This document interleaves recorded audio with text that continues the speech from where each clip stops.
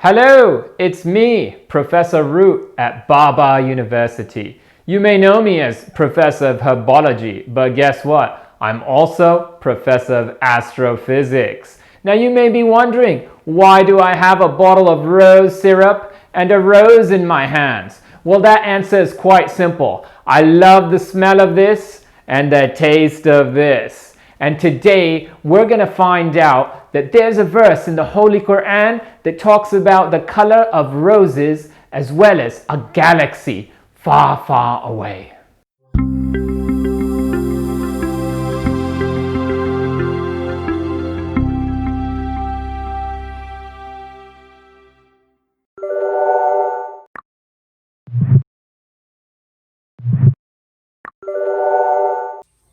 Are there any other descriptions about the universe in the Quran?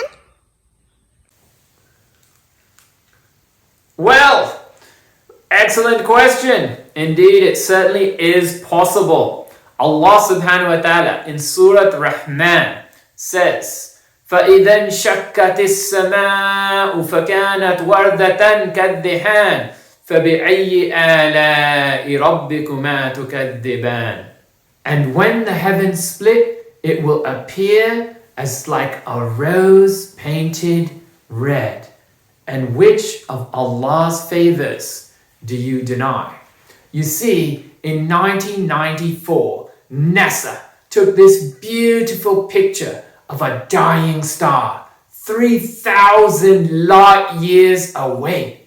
Now they named it the Cat's Eye Nebula. However, if you look at the picture, it actually looks pretty amazing.